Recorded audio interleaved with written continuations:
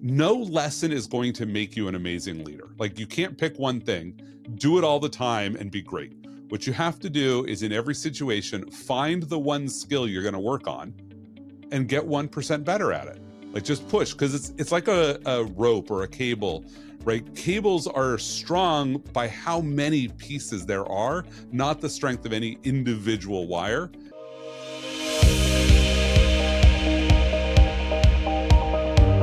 Hey, welcome back to the show. And I'm so excited to have with us Andy, because he's got all sorts of cool stuff. And at least I think we'll get through at least 1% of it. And you'll understand why in a second. Andy, will you please tell us who you are and what you do? Thanks, Todd. Hi, I'm Andy Ellis. I'm an operating partner at YL Ventures, and I recently published the book 1% Leadership. I'd spent 21 years at Akamai growing the security organization there from 1 person to 94 before I left.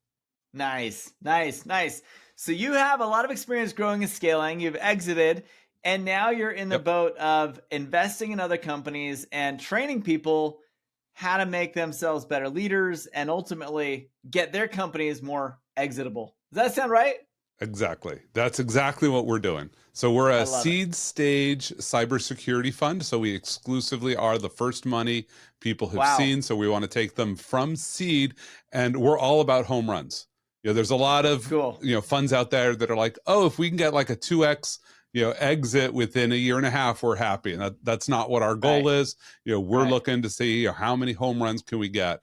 So for us, when we're taking a founding team, it's really important to make sure that you have people who will know how to grow and scale a business from a small team of those 10 people up front to hundreds of people down the road. And is that pretty typical, the size you're working with? Someone with about 10, 15, 20 employees, and they're just kind of trying to figure out, all right, we time to raise money. What do we need to do next? Yeah. Oh, when I first start working with them, it's often 2 people. Wow. Like, it'll just be 2 people with a clever idea. Maybe they've got some industry experience and they're ideating. They don't even have a company yet.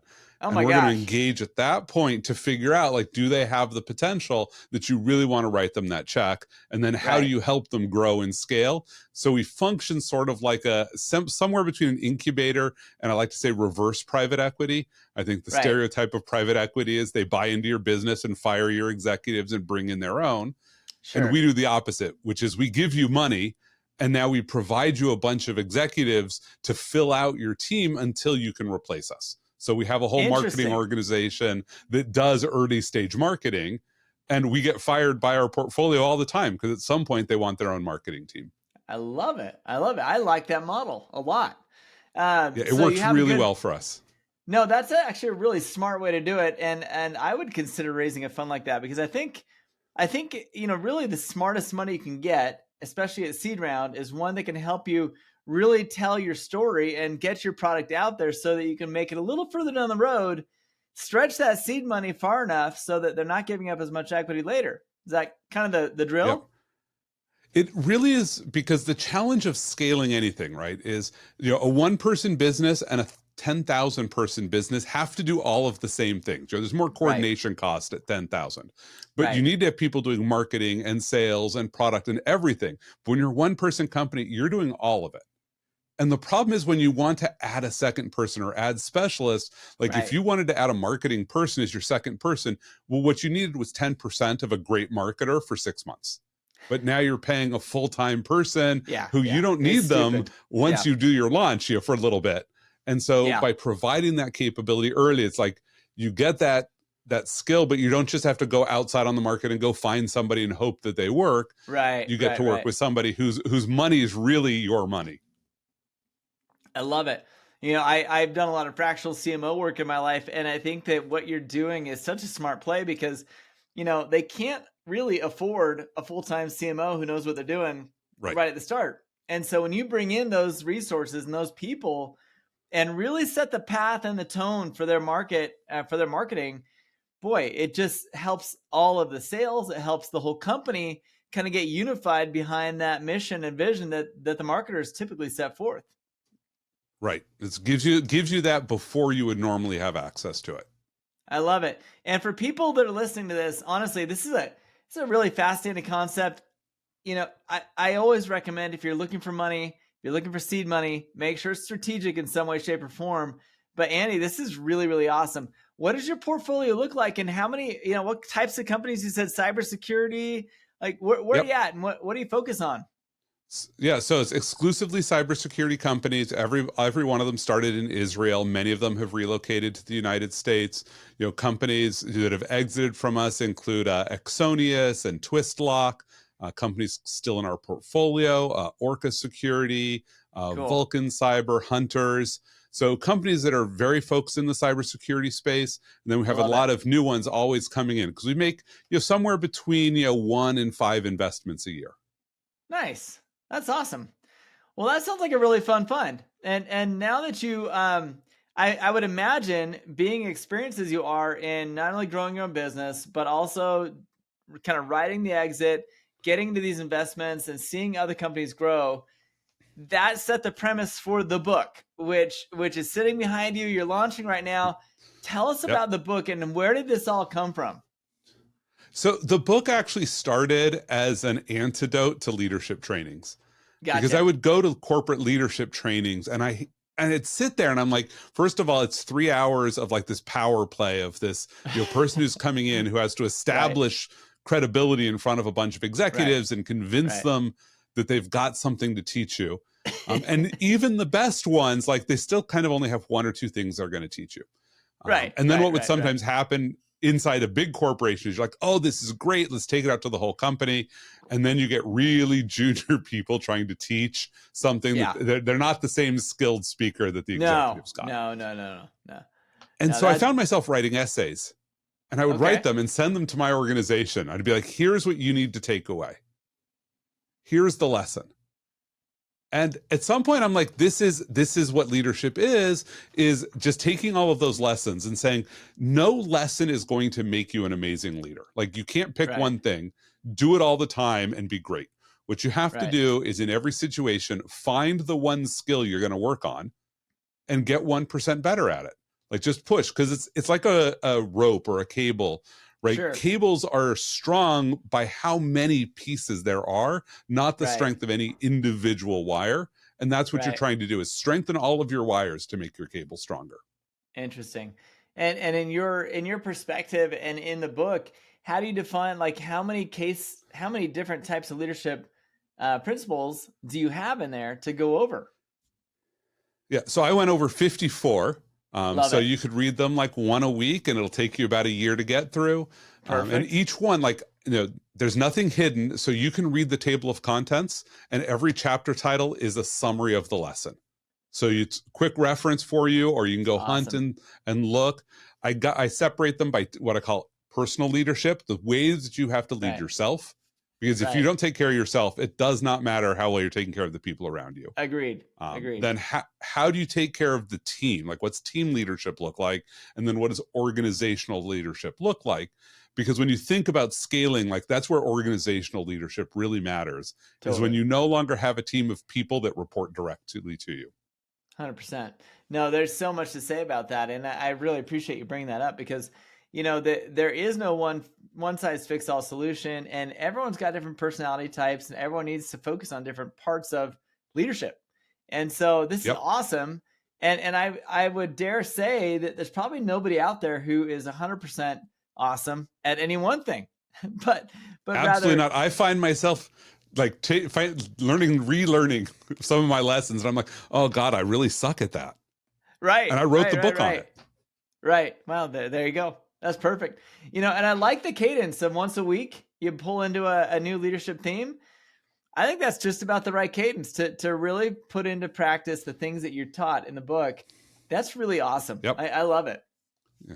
Yeah, because it's like an exercise regimen. Like you don't try to do a brand new exercise every single day. Like you do Nope. something new, you work it until you develop the muscle memory. And so I have a Right. newsletter that I send out once a week as well, so people can subscribe to that. It's on Substack. Awesome. It's the Duha one, leadership guide. And it's like, and here's a chapter cameo. Here's a lesson that's sort of tied to it, and here's a 1-minute pro tip, really for within the workplace, a thing you could do that I can tell you in 1 minute what to do, and it's an I love easy it. practice to go try.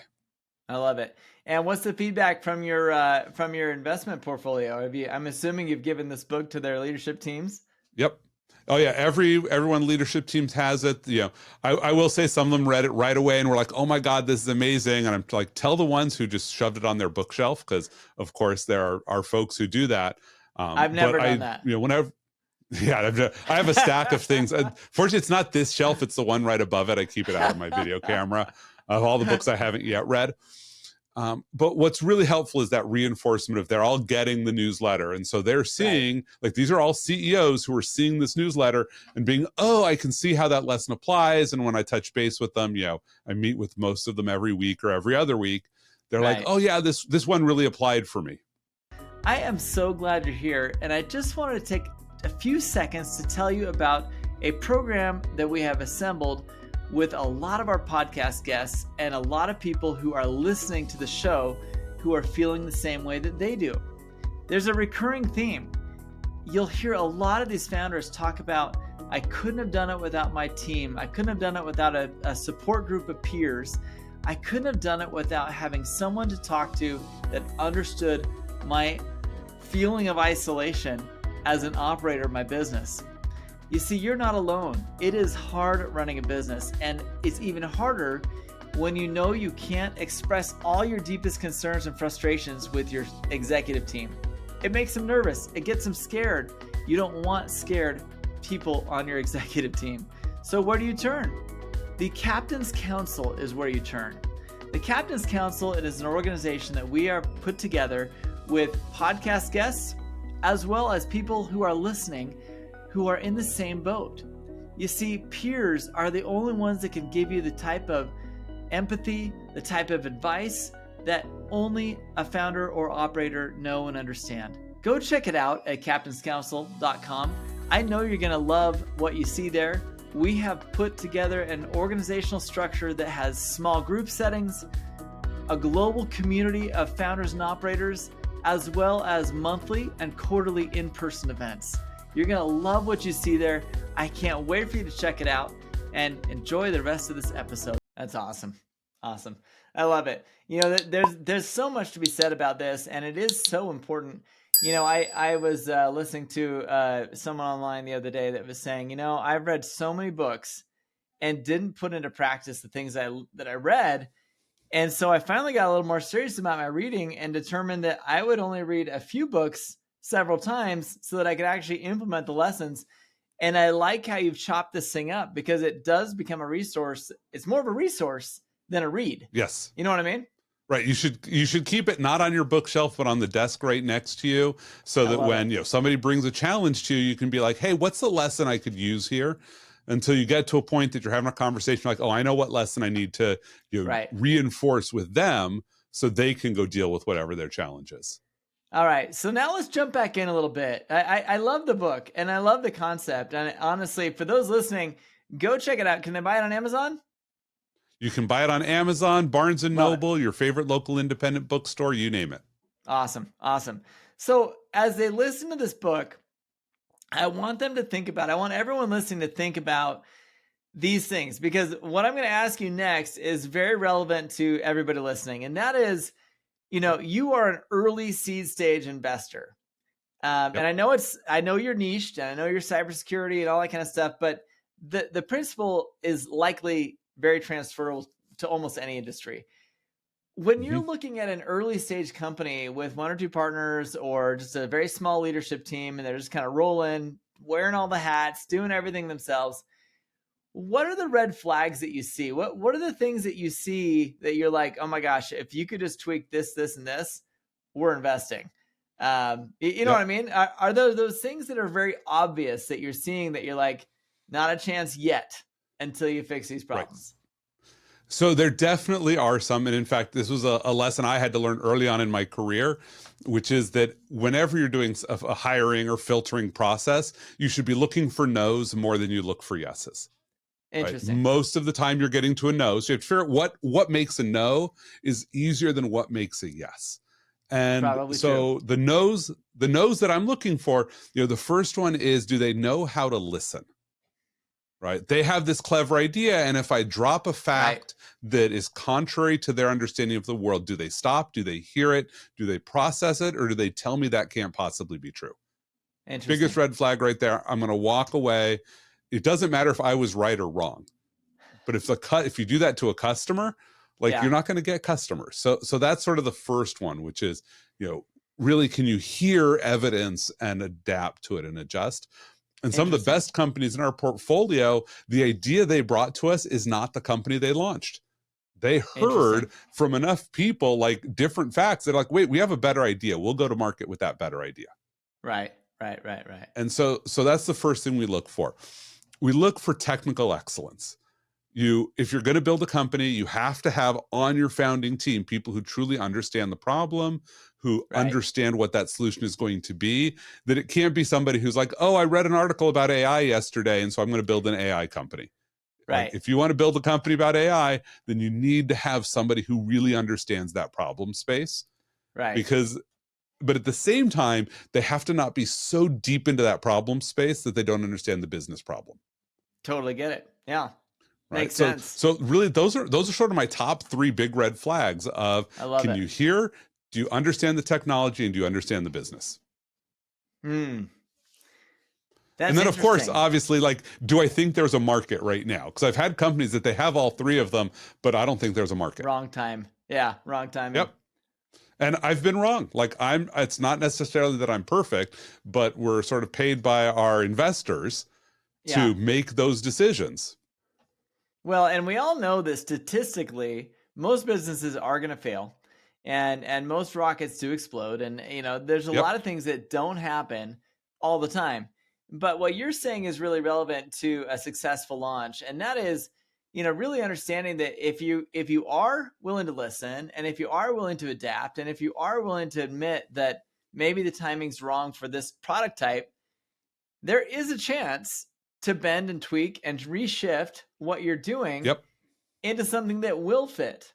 Is that right? Yes, absolutely. Now, at the same time, you want somebody who's got that conviction, so that once they say, Right. hey, we're going to go do this, you want them to be focused on it, not continuously trying to bend and shift, because in Right. some cases you have to define and build a market, but they You're need right. to know when to be declarative and when to be shifting. That's really smart. That's a really smart thing. And how do you advise people to do that? Because I think a lot of people hear, that new buzzword of pivot and shift and tweak, when really they should just be focusing in and lasering on that solution that they've got. Yeah. So the biggest thing I tell people is I say, write down your runway. Like, if you're a startup, like, literally the day that you're founded, the day you run out of money. You have a Right. budget. You Right. obviously have no money coming in. So at some point you run out of money and you're going to shutter the business. Okay, great. Now back up on that and write, like, what are the points where you need additional capital? Like, when do you Right. expect it to come in? So you're working that, and put in, when do you need to pivot? So if you say, okay, we're trying I this, like that. but if I get 12 months out and from when I launch my product and I have 0 customers, I need Yeah. to seriously consider a pivot. Don't Right. wait until 12 months after to be like, should I think about it now? No, you wrote it down. That gave you the 12-month window to drive. Right. You can be Right. thinking about, maybe I should be pivoting a little, collect Right. that data, but sort of commit in advance for when you're going to pull the ripcord, rather than Totally. holding on to it and thinking, do I need to pull it right now? Do I need to pull it right now? Because you don't want to be wasting your energy while you're trying to execute. I love that. That is really, really great advice. And honestly, I think that a lot of people are fairly immature at knowing that those foundational decision making times in running a business, and they don't know that runway means everything. Yep. Do you have at least? I know that for me personally, I love to have at least 3 months, sometimes 4 months of runway at all times in the bank, just in case something there's a hiccup, a snafu, because there always is. And if you Right. There can't can weather those always 4 months, right? right. COVID, like, think about what happened Oh with boy, COVID, right? We don't have yeah, to predict the next thing, right. but any disruption that causes all of your customers to say, hey, wait a second, I can't afford to pay you for a couple months. Okay, what are you going to do about that? Yeah, yeah, yeah. You're speaking to the guy that just went through that. Yeah. That was a horrible Right. time. Yeah. It was Um, awful. it was awful for some people. Some people absolutely loved it, but there were certain business types that needed to pivot or you will die. And my Yeah. particular business could not pivot because it was just too personal and in person, it couldn't work the way that it needed to. So I had to put it to rest, put it down, and start something different. And those are detailed by your runway. How much cash flow do you have? Where can you run this business into until you know you've got to either stop, change, or go raise some money and do something different? Yeah, and if you want to be like an ethical business owner, you need to figure out how much it will cost you to shutter your business. Sure. Because if it's going to cost you like 1 month of runway to pay your employees a severance and to deal with walking out of everything, then you have 1 month less runway than you thought you had. You don't get to run to zero, because the last thing you want to do is be the guy who one day people showed up and you said, oh, by the way, I'm not sending you your last paycheck, and you don't have a job as of a week ago. I love it. Now, as you take this book, I would imagine that for you, this now becomes your quick resource. As you're advising these companies that you're working with and helping them. And by the way, I just can't stop thinking about how much I love your model of actually embedding certain key leadership roles on fractional levels to get them where they need to. Just smart, really smart. As you pull your little white book out and you start going through these 1% rules of thumb and leadership things, what are some common themes that you find yourself constantly like sharing with new members of your portfolio, people that have been in for 2 years? Like, are there different traits that you feel like you really got to nail this up front, and then you're going to have to learn this one a little bit later? Yeah. So the upfront one is delegation, and you're going to have to keep going and you're going to have to learn to practice this one. And here's the most important skill in delegation is it will not be done the way you would do it. Amen. And you have to practice I'm delegating work to someone and what I get back is not what I would have done. And that is okay. Because if you don't make that okay, you won't get the work done, because people will be too afraid and they'll feel like they're being micromanaged. So don't micromanage people with the work you delegate. Totally. Because as a business owner, especially if you started from one, like everything got landed on you. Your job description is literally, I do the stuff that no one else does, and there is no one else. Yep. You hire the first person, you're going to give them a bunch of work you've been doing, and you have to just accept that they're going to do it in a way you wouldn't do. But as a result, you get to do a bunch of different work instead. And maybe they're not as good as you are, and you only get, they only took 30% of your job away, but it's a full-time job for them. Well, guess what? You just increased your productivity by about 40%. Great. Go take that productivity and go run with it. Not only are you stealing that time back, but ideally you hire someone that's better than you at that thing. That is the best hire, right? It's like, it's okay to admit that you're not the best at that particular thing. And if you are the best at one particular thing, don't give that part away until you've given away all the stuff you're not that good at. Yeah. In fact, find the work that you don't like doing and takes a lot of time for you, and hire somebody who loves doing it and it is easy. 100%. Because they're going to be like, wait, I got a job doing this. I get to like keep your books. I love this. And you're like, yeah, I hate keeping books. Like, find specialists and hire them. Amen. I love that. Yeah. And as companies start to grow and they start to develop and they start to build their team, it really does become a function of you no longer can operate with the guys that wear multiple hats. You got to have the specialists. Generalists are great at the beginning because they can run with you, they can think with you, they can brainstorm. But when it comes down to, I got to get this crap done and it's got to be done really good, you really need to pull back a little bit and say, okay, I can't hire that generalist now. I need that specialist. How do you help them do that? So I think some of it is you actually just help them hire the specialists. And sometimes you do it without, you're like, so we have an HR department. Our HR department will go and resource people for you. Sometimes you go the fractional route with them. You say, hey, let's bring in somebody part-time or, on a consulting thing to do this so they can see the value that they get. Right. And, sometimes that's the biggest challenge. You'll find somebody who's like, they won't give it up. I've had a CEO who's sitting editing their website, and I'm thinking, this is not the work you should be doing. Like, anybody in your marketing department can edit the website. Like, you can decide the tagline if that's important to you, but you should not be the one in Webflow who's doing that work. Like, I do that for my side consulting business because that's me and my wife. Like, it's two people. I'm the web monkey. I totally get that. But if you've got like 20, 30 people, Like website management, not your problem anymore. I love it. Andy, this has been such a fun conversation because I think that we're really kind of peeling back the Band-Aid on where a lot of our listeners are at. And that is, we've launched, we're making some money. I don't really know what to do next. And Yep. what you're describing is so relevant to them because these pains are hard, especially on your first business launch. As you get a little more evolved and you've had multiple launches, this becomes a natural ebb and flow of that transition from launch to scale up. As Yep. you start to, after your seed money has kind of run its course and that company is hopefully generating some cash and getting some client acquisition, at what point do you encourage or advise them to start looking for that next round? And how does that evolution kind of take place with your portfolio?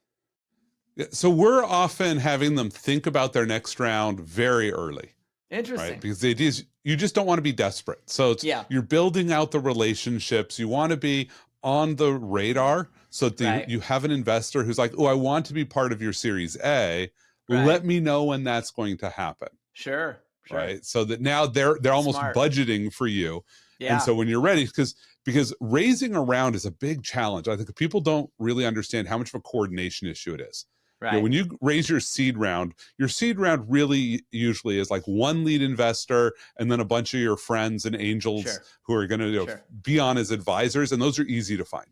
But a Series A and a Series B round, you're often juggling like 3 to 5 institutional investors. Sure. And if you're trying to line them all up the last minute, like that's not going to work for you. You want to line somebody up first, have them notionally be like, yeah, I'm interested, and then collect somebody at some point. You're like, okay, let's sign a term sheet. But generally, we don't want people to have like less than 6 months of runway at the levels we're doing, because we're usually write a check for between $6 and $10 million is our first check. So we're going to give them some good runway, but we want to make sure that like, yes, you should have some customers, you should have market fit before you go for your Series A. Love it. Oh, wonderful advice. Honestly, Andy, this has been such a fun conversation. And for those listening, I highly, highly recommend we're putting links to his book down below. Check it out in the show notes and please go buy this thing. I can't wait to get my hands on it. I think it's going to be a fun read because it is not a start to finish read. It is a resource that's going to help all of us become better leaders in our business. And I don't think there's anyone out there who can't use a little bit of touch up on principles that you may not be so awesome at. So Andy, thank you so much for being with us. Is there anyone you'd like to give a shout out to before we let you go? Well, Todd, thanks for having me. I want to give actually a shout out to all of the leaders who used to work for me, because many of the lessons that I have written in here are ones I learned from the people who worked for me rather than learning from the people I worked for. And so for all the listeners, pay attention to the folks who are working for you, because sometimes you've got lessons to learn from them. Not sometimes, all the time. Okay, all the time. Let's be honest. I love it. Hey, Andy, thank you so much for your time. And for those listening, honestly, go check this book out. Go look at what Andy's up to. And I thank you so much for being here. Thanks for having me. I love that conversation. I don't know what you thought, but let me know what you thought. Was that relevant? Was that helpful? Did it give you answers to things you would have liked to know? Is there something you wish I would have asked? Let me know, so our next guests will give you the right type of content, the right type of information that you're looking for to get you down your path of growth and scaling. One of the fascinating things that Andy and I talked about just after our interview was the fact that in his portfolio, they created a peer group for their portfolio CEOs. Every one of the CEOs became part of a council that they get together regularly and they talk about advice that they'd give each other, things they wish they would have done differently with their deal they negotiated with Andy and his team, everything. They go through all this stuff as a peer group of fellow CEOs to guide and help each other through the challenges they face. If you're dealing with challenges and you don't have that network to go to, I highly recommend you check out captainscouncil.com. Captainscouncil.com is an organization of CEOs and founders who are operating businesses through growth stages of their company. This is an exciting group because you're able to jump in and get put together with an intimate group of other CEOs who have the same challenges that you're facing in your business. How do we know? Because we know there are very consistent sets of challenges that every CEO and founder faces. And as you start to talk through them with fellow CEOs, peers who are dealing with it themselves, you find solutions, you find accountability, you find caring, and you find that you can be honest about things that you don't dare tell your investors and you don't tell your key employees. No one wants to freak them out, but other CEOs, they get it. They know what you're dealing with, and the advice given is fascinating. It is so powerful, and I know every member of our council is loving the advice they're getting from each other. So check out captainscouncil.com and come back for another episode of the Growth and Scaling Podcast. We're so glad this content is helping you, and we look forward to catching up with you on the next one. We'll see you then.